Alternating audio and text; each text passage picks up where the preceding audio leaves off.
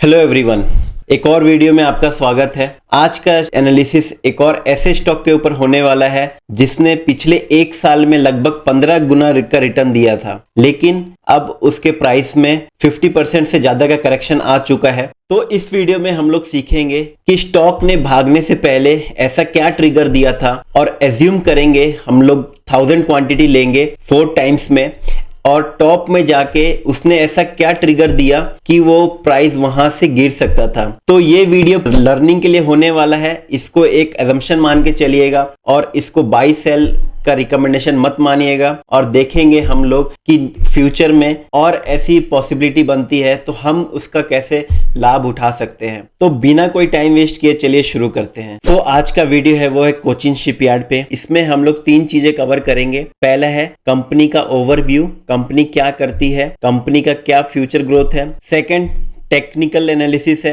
And third हम लोग देखेंगे fundamental analysis. And technical analysis and fundamental analysis के आधार पे हम लोग देखेंगे कि स्टॉक ने कहां पे हमको ट्रिगर दिया था और कहां पे हमारी एंट्री बनती थी। तो सबसे पहले हम लोग स्टार्ट करते हैं कंपनी के ओवरव्यू से। तो कंपनी इंडिया की one of the leading player है ship building and ship repairing industry में। अगर हम इसके एक्सपोर्ट की बात करें तो इसने अभी तक ग्लोबली 45 शिप्स एक्सपोर्ट कर चुके हैं। सो कंपनी अपने ग्रीन इनिशिएटिव प्रोजेक्ट में काफी ज्यादा फोकस है। इसके अंडर में वो 2 टाइप्स के वेसल्स बनाती है। फर्स्ट वन है hydrogen based vessel, second one है इलेक्ट्रिक वेसल। अगर हम लोग इसका बिजनेस सेगमेंट देखें तो टोटल 72% है वो शिप बिल्डिंग से आता है, एंड 28% वो है शिप रिपेयरिंग से आता है। तो इसका अगर हम लोग ऑर्डर बुक देखें तो सितंबर क्वार्टर तक इसके पास 21,500 करोड़ का टोटल ऑर्डर है, और उसमें भी 52% का जो ऑर्डर है वो है ग्रीन वेसल्स के लिए। इनको 4 नए ऑर्डर मिले हैं ड्राई कार्गो के लिए नॉर्वे से, जो कि अप्रॉक्स 1100 करोड़ के हैं। इन्होंने एग्रीमेंट किया है यूएस नेवी के साथ शिप यार्ड रिपेयरिंग के लिए। इनको इंडियन नेवी से भी 150 करोड़ का 2 वेसल्स का ऑर्डर मिला हुआ है, एंड एक यूरोपियन क्लाइंट से भी इनको 500 करोड़ का हाइब्रिड वेसल्स बनाने का ऑर्डर मिला हुआ है। तो हम लोग देखेंगे कि जो इनको ऑर्डर है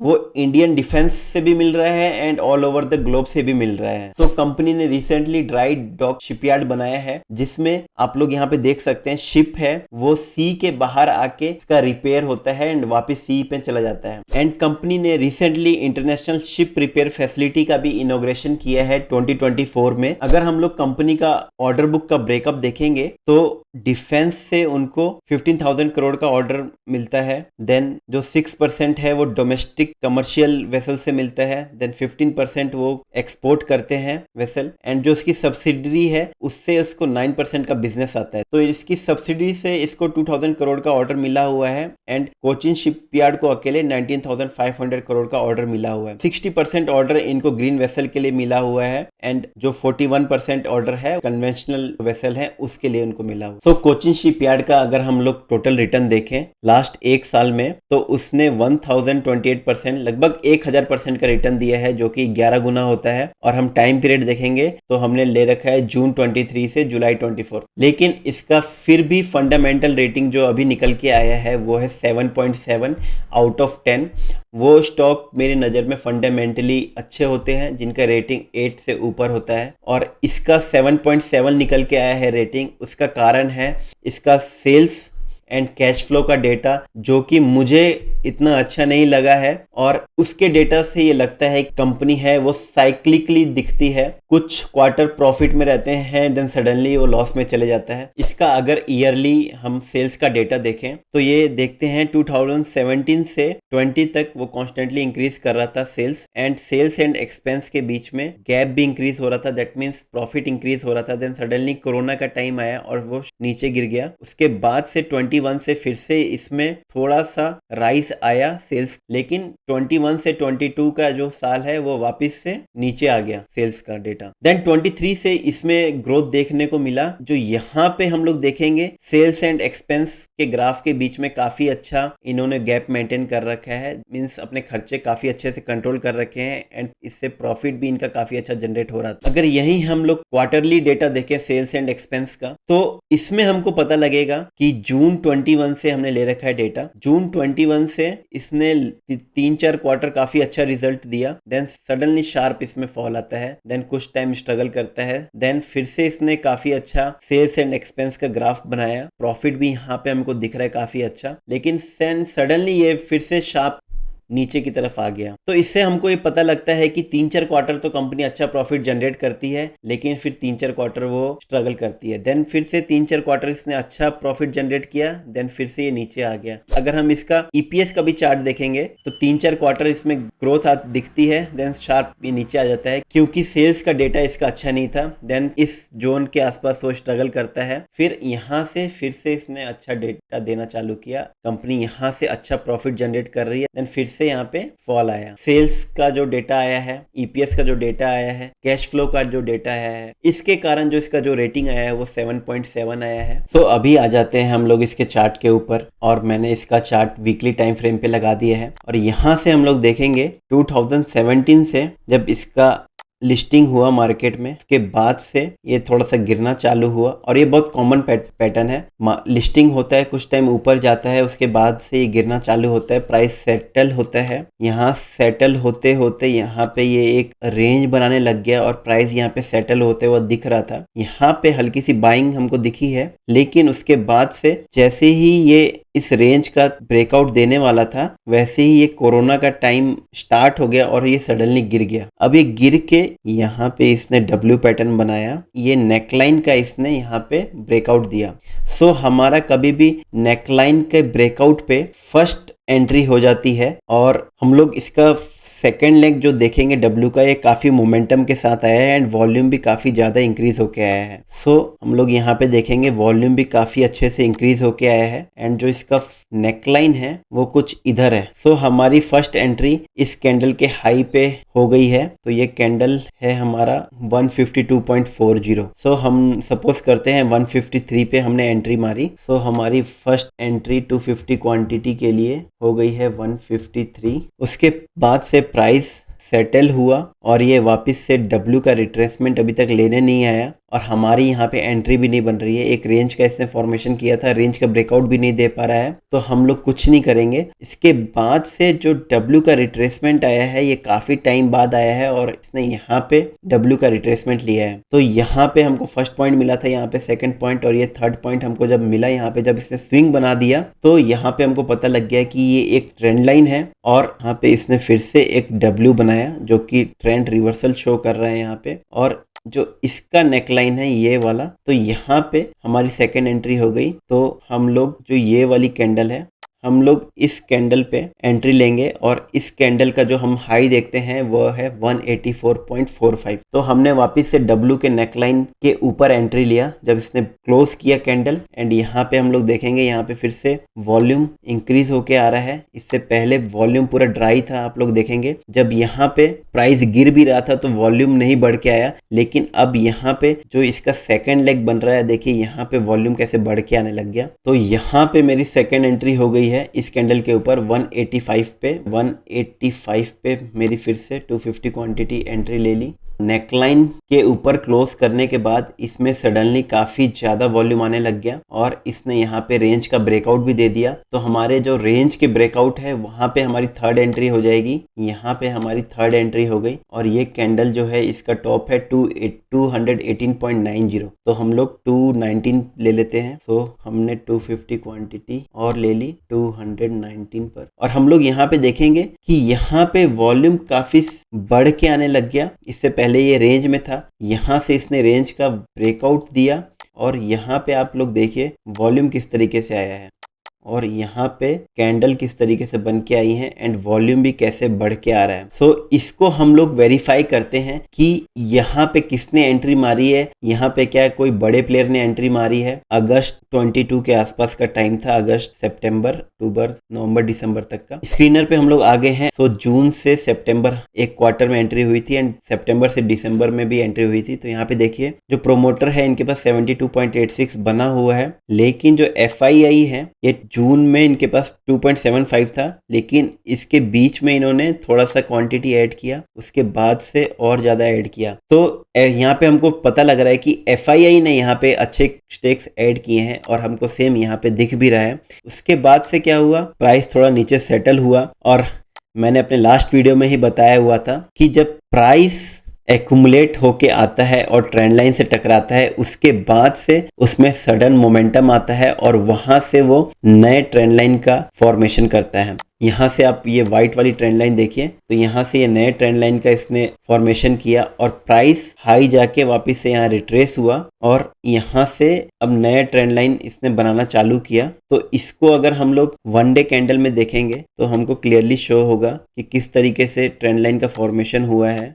तो प्राइस यहाँ से वाइट ट्रेंड लाइन पे चल रहा था, इसके बाद से इसने येलो ट्रेंड लाइन यहाँ से बनाना चालू कर दिया और देखिए किस तरीके से ट्रेंड लाइन बना के जा रहा था। तो मैं वापस शिफ्ट हो जाता हूँ वीकली पे। सो अभी तक हमारे पास 3 टाइम्स हमने एंट्री मार ली है, प्राइस रिट्रेस हो गया है वापिस से। ये यहाँ पे जो इसने लास्ट हाई लगाया था उसका इसने ब्रेकआउट दिया है विथ वॉल्यूम। देखिए यहाँ पे किस तरीके का वॉल्यूम आया है। तो इसके ऊपर जो है हम लोग एंट्री लेंगे, ये हमारी 4th एंट्री हो जाएगी 346.75। तो हम सपोज करते हैं 347 पे हमने 4th एंट्री मार ली और यहाँ तक जितना क्वांटिटी अब हमको लेना था हमने ले लिया है। तो 347 पे मैं लास्ट क्वांटिटी ऐड करता हूँ 250। तो हमने 4th एंट्री भी 347 पे ले ली और जो हमारा 1000 क्वांटिटी के लिए जो एवरेज प्राइस निकल के आया वो 226 आया और हमने टोटल जो इन्वेस्ट किया है वो 2,26,000 इन्वेस्ट किया है। तो हमारी 4th एंट्री इधर हो गई है और अब हम लोग वन डे चार्ट पे आ गए हैं और यहाँ पे हम लोग देखेंगे कि किस तरीके से कितना सिग्निफिकेंटली यहाँ पे वॉल्यूम इंक्रीज होके आया है। तो जब भी प्राइस ऊपर जा रहा है यहाँ पे देखिए वॉल्यूम किस तरीके से बढ़ के आ रहा है। उसके बाद में प्राइस रिट्रेसमेंट हो रहा है तो वॉल्यूम भी यहाँ पे कम हो गया है। उसके बाद से प्राइस जब ऊपर की तरफ जा रहा है तो यहाँ पे वॉल्यूम भी आपको दिख रहा होगा, यहाँ से ऊपर की तरफ शिफ्ट हो रहा है, ज़्यादा से ज़्यादा यहाँ पे बायर्स हावी हो रहे हैं। उसके बाद से जब प्राइस कांस्टेंट हो रहा है यहाँ पे देखेंगे वॉल्यूम एकदम कम हो गया है। यहाँ पे फिर से ट्रेंड लाइन पे आया और यहाँ पे ट्रेंड लाइन पे टच करते ही यहाँ देखिए प्राइस कैसे ऊपर की तरफ भागा है एंड वॉल्यूम भी यहाँ पे कितना सिग्निफिकेंटली ऊपर की तरफ करके आया है। तो यहाँ तक ये प्राइस एंड वॉल्यूम एक दूसरे को सपोर्ट कर रहे थे और इसने काफ़ी अच्छा मोमेंटम दिया था।